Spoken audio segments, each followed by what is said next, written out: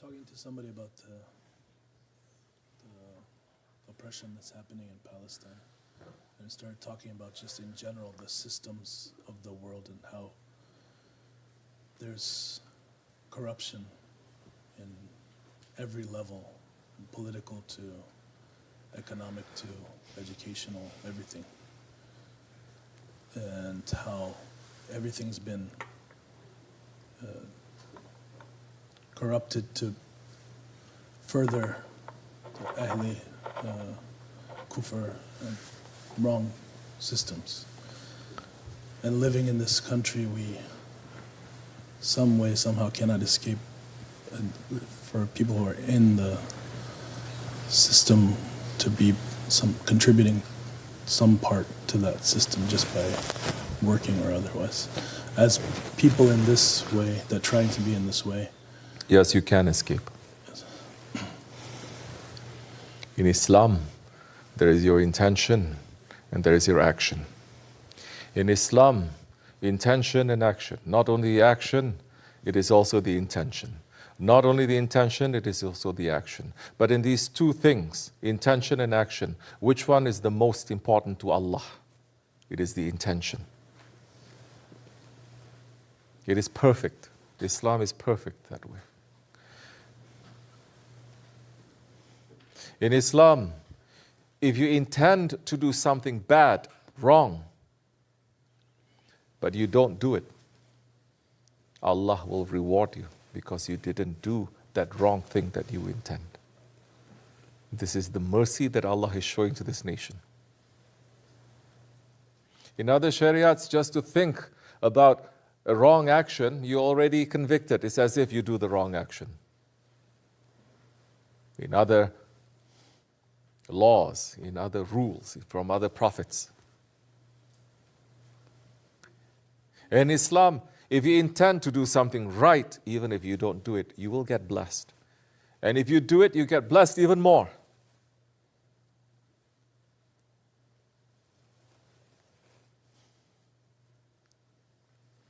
What is our intention? What is intention? Intention is, you have a will. This is your will. There is no compromise in that will. I don't want it. I don't agree. There is that will. The will must be uncompromising. Your action, you can compromise. It is the will of that ant to put out the fire of Nimrud. Isn't that his will? But his action, a drop, less than a drop of water, how it can put out the fire of Nimrud? How it can be? Yet that lesson from a small ant is a lesson for all of mankind.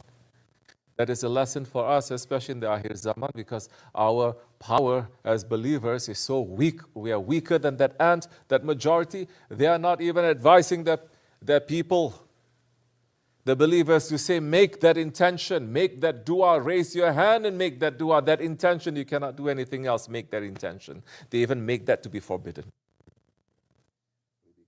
Lower than that ant. With that intention,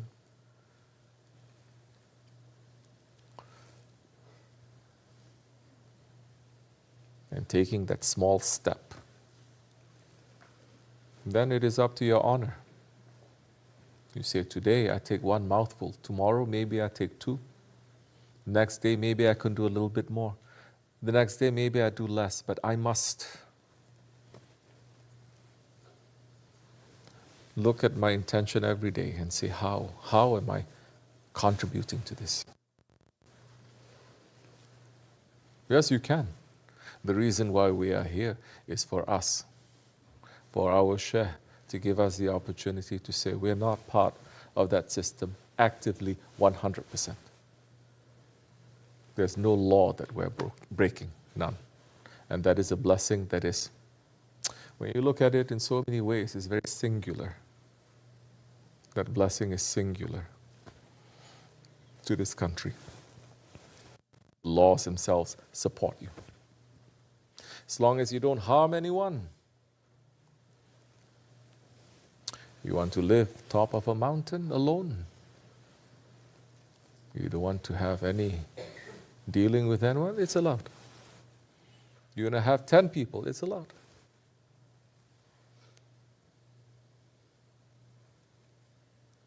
For those who say we want to reject the system, what you are doing.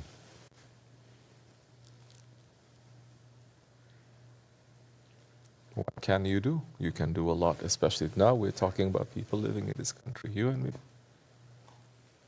Then you can say how much I'm participating out there, living my life as if I'm not those ones. The Prophet says in the Akhir Zaman, they're taking their faith and practicing it on top of a mountain, and they only have one sheep. One sheep meaning their world, their dunya, their wealth is small. Their main concern is not to run after this world, but to take care of their faith. How are you taking care of your faith? There is a question.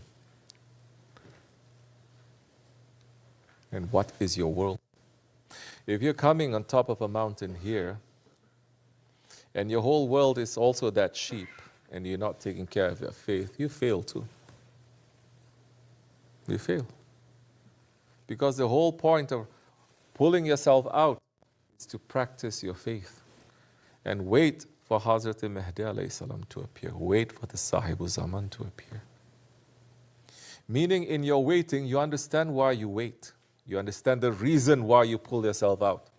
The reason is because we are sunk in the Ahir of the Ahir Zaman. Dajjal is ruling everywhere. Cruelty is everywhere. Those who kill, they don't know why they kill. Those who are killed, they don't know why they're being killed. Every day we're seeing this. And we say we don't want this. We don't want to participate. We want to be part of this.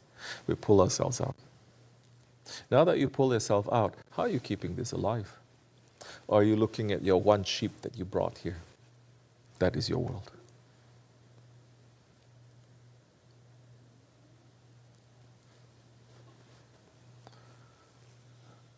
We are here because we are declaring Jihadul Akbar, the greatest jihad, against to our nafs and the system of the nafs, the system of the ego, the system of shaitan. Not declaring war with anything, with anyone, but against our own selves, against our ego.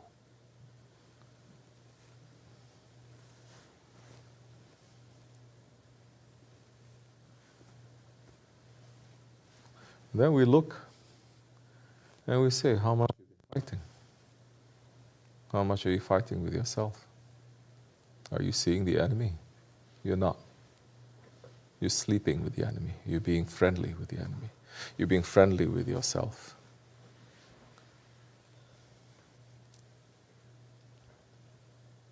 You don't understand the bigger Tachalic system that we, by being here, we're declaring war against.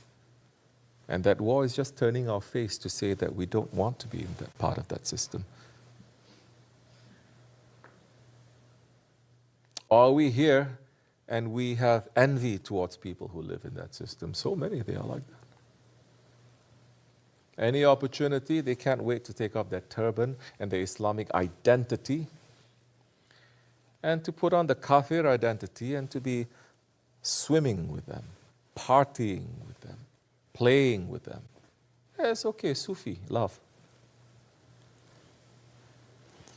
Now you don't understand the secret, you've lost it.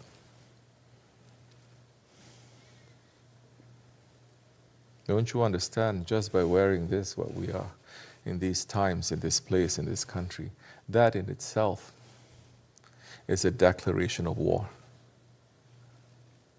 War against what? To our own nafs. Our nafs doesn't want this. Our nafs wants to completely. So many of you, you graduated, you're well placed in this country. You can swim with them. They will accept you. They will love you. You'll do well. Yet you pull yourself out. Why? Because we have a connection with the golden chain.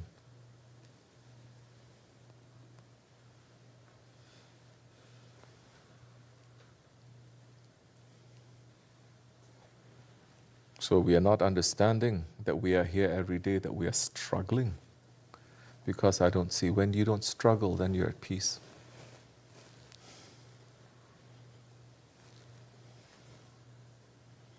So many times when you look at empires, once they stop struggling for haqq, peace, yes. Prosperity, yes. What happens after that? Oh, so much. Architecture flourish, arts, yes. Beauty, this and that. That is the beginning of the downfall. When there is no struggle for the sake of haqq anymore. Where are we here? How are we struggling? How are we struggling? Don't tell me you work 10 hours a day, that's your struggle. That's not why we came here. We didn't come here to struggle with the dunya. We came here to struggle with ourselves. Then I ask you, how are you struggling with yourself? Who is putting that test? Because there's one person who's putting that test. Our Sheykh is putting that test, not you by yourself. So many of you don't like tests. You run away from tests. You don't want to see the tests. Then you are stuck. Then when you are stuck, you're in trouble. Do you understand?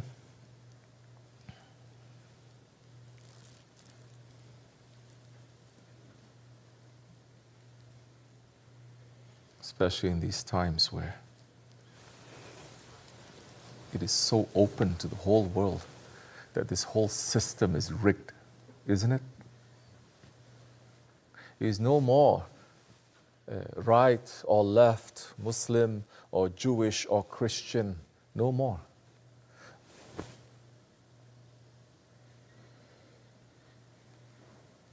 You're not divided according to those lines anymore.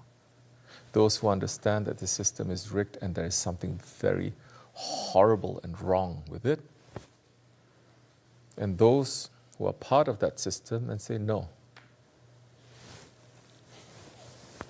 you're not going to change the system, we put it up, and we don't care if we burn the whole world. It's becoming more open. What are Muslims doing to take lesson from that? They have heart. They're doing something. The way that we live is how we're going to prove what we believe. How are you living? The way you live has to prove what you believe in. If you don't live the way that you believe, how many times we hear Shaykh Efendi saying this? All the time. Then one day, you're going to believe in the way that you live. How do we live in this world? Look. Everything is open. This is how we live. Then you're going to believe in that life. That's not what the beloveds of Allah and the prophets and the saints, they're teaching us. That is.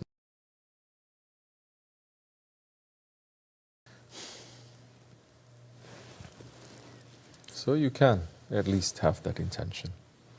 And if you are sincere, Allah will open a way. Take another step. If you're more sincere, Allah will open. Take another step. Take another step. If you're not sincere, you get stuck. Don't say Allah close. You put that in front of you.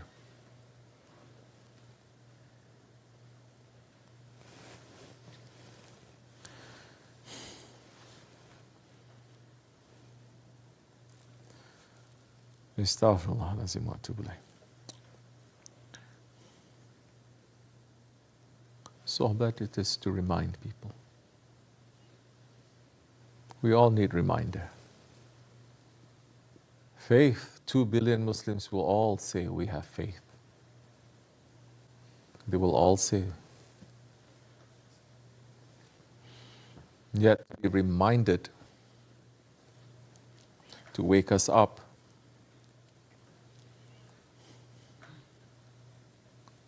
To remind us our faith. And to show the faith of those ones who love Allah. To show the faith of the Salihin. To show the faith of the awliya Allah. Very few are doing it. This is what we need. I don't know about you, that's what I need.